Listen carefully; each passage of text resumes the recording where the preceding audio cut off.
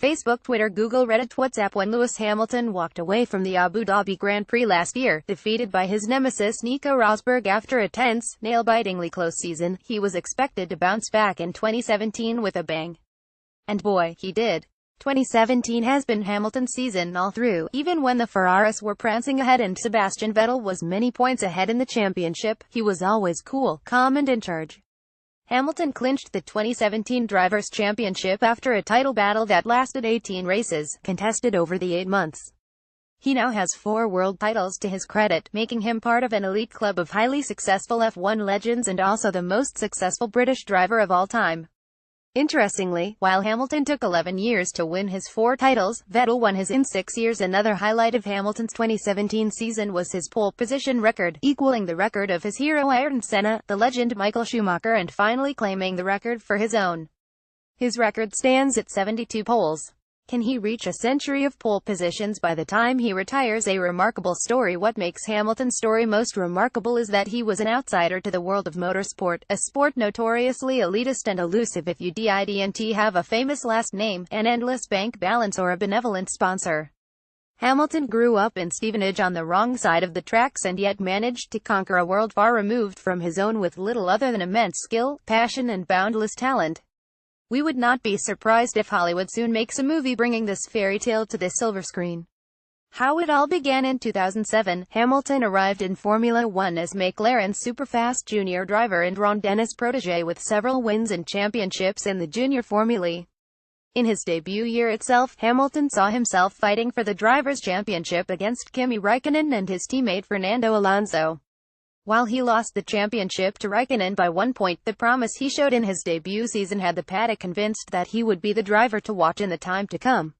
The making of a champion. Hamilton's first ever Formula One Drivers' Championship win came in 2008, when he beat Ferrari's Felipe Massa to the title at the last race of the season in Brazil. In fact, the 2008 Brazilian Grand Prix will be remembered for Hamilton's last lap, last corner overtake on Timo Glock to clinch 5th place and snatch the title from Massa.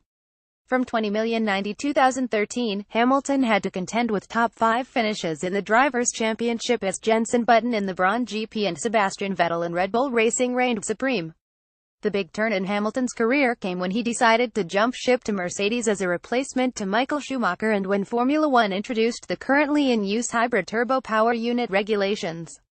Lewis Hamilton's 4th title, a karmic payback for deed in Hungary. Mercedes' preparations and efforts to tackle the complex hybrid turbo regulations ensured that the German manufacturer started the 2014 season as favorites. In fact, the hybrid turbo era will be remembered as the Mercedes era in Formula One, and the domination of Mercedes' chassis-engine combination is what helped Hamilton achieve his superstardom in Formula One. Since 2014, the Hamilton-Mercedes combination has delivered pole positions, race wins, Grand Slams, fastest laps and Drivers' Championships ever so consistently. They've gone on to equal and break historic Formula One records en route. Some of Hamilton's records include maximum number of pole positions, most wins from pole position, most podium finishes in a season, most wins in a calendar month, and so on. With the 4th title in the bag, Hamilton is now on par with Sebastian Vettel and Alain Prost, also quadruple world champions. The people's champion, also the most popular in many ways, Hamilton is the rock star the sport needs. Single-handedly, he is the sport's single largest piece of PR machinery. In an era when Formula One is becoming more complex and seems to have lost touch with the ordinary fan, Hamilton has bucked the trend to do exactly the opposite. His presence on social media gives fans a generous, no-holds-barred view into his life, even as other drivers on the grid staunchly protect their privacy. For all these reasons, Hamilton is the people's champion, one of them who made it to the pinnacle of motorsport. The 2017 Hamilton. There has been something different about Hamilton this season. He seems to have matured, losing his bratty edge while retaining his insatiable spirit to party, as we saw when he skipped F1's London exhibition event. He made some unconventional choices which had the paddock agog, such as managing his own fitness and then turning vegan in the middle of the season. Amazingly so, he also seemed to be getting along well with his teammate.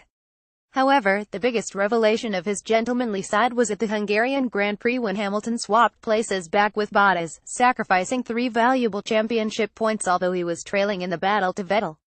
In the end, those 3 points didn't matter but earned him the sworn loyalty of Bottas as an able wingman.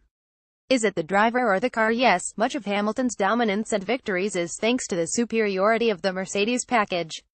But that's Formula One for you. The rules and the ecosystem of the sport allow for such dominance like we've seen in the past with Red Bull Racing and Ferrari. However, after Michael Schumacher, Hamilton is the only driver to have won the Drivers' Championship with two different manufacturers, McLaren and Mercedes. There's a lot of chatter about Hamilton and whether he is in the same league as Schumacher and Ayrton Senna. Massa and Alonso have showered praise on Hamilton, but that could be to talk down Sebastian Vettel and his achievements. Like in every sport, comparing greats from different generations is never straightforward. In which case, why not remember this era? 20,142,017 as the Hamilton era. This column was first published on First Post and was co-written with Mathila Mehta.